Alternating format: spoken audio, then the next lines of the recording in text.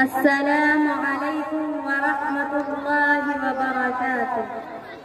حامدا ومصليا أما بعد، أريد أن ألقي أمامكم كلمات حول الموضوع قضية فلسطين والمسجد الأقصى، على المسلمين وإلى الله المشتكى. أيها الحاضرون والحاضرات، إن الكفر قد طغى والشرك بغى واليهود اقتهموا الوغى. دنسوا الأرض المقدسة والمسجد الأقصى، قتلوا النساء والأطفال الأبرياء، ودمروا المستشفيات مع المرضى والجرحى. على المسلمين وإلى الله المشتكى. الناس في هذه القضية قلوبهم شتى وأحوالهم مختلفة. العقلاء صاروا سفهاء والأقوياء تحولوا إلى ضعفاء، وحاملوا لواء الأمن حيارى. على المسلمين وإلى الله المشتكى. تغيرت المعايير وانقلبت الموازين وانعكست القوانين، فالمظلومون هم الظالمون والظالمون هم المظلومون، وأهل الحق ساكتون صامتون.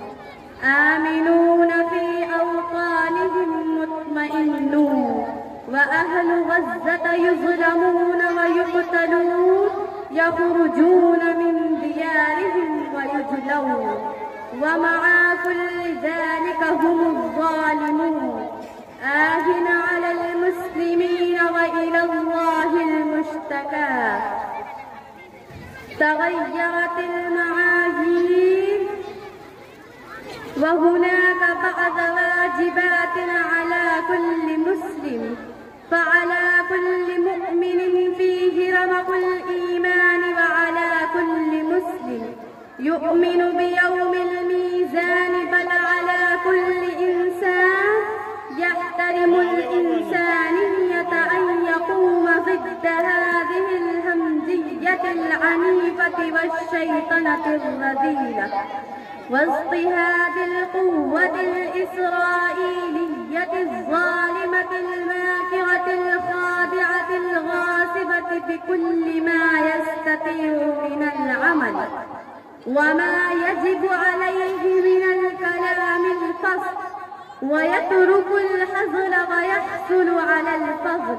وقد صدق من قال: إن نكبة فلسطين قد أدخلت على كل بيت من بيوت المسلمين حزنا عميقا وحسرة وأساه، وإن كلمات التفجع والرثاء على القدس تكتب اليوم بالدموع والحسرة ولوعة وأسفا. ولكن البحار إذا جرت دموعا واجتمع العرب على المسلمون بالبكاء أفرادا وجماعات وشعوبا دون أن يدعم بالعمل. وهل استطاع الفاتحين الأولين من المسلمين وعلى رأسهم الفاروق القائد أن يفتحوا القدس بالبكاء أو بالكلام فقط؟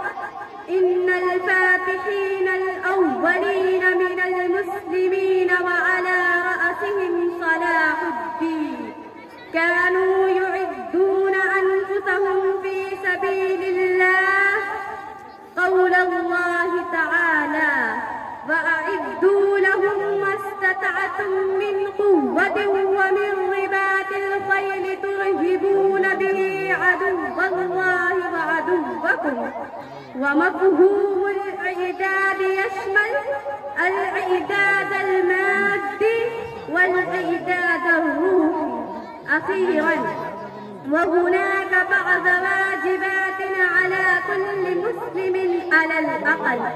فالواجب الأول فهم القضية فهما صحيحا وتحريفها بين الناس، والثاني قتل الهزيمة النفسية وبسط الأمل في عودة اليقظة للإسلام الأمة الإسلامية، كما في قوله تعالى: فإذا جاء وعد الآخرة ليسوءوا وجوهكم وليدخلوا المسجد كما دخلوه أول مرة وليتبروا ما علوا تطبيرا. وآخر دعوانا أن الحمد لله رب العالمين، والسلام عليكم ورحمة الله وبركاته.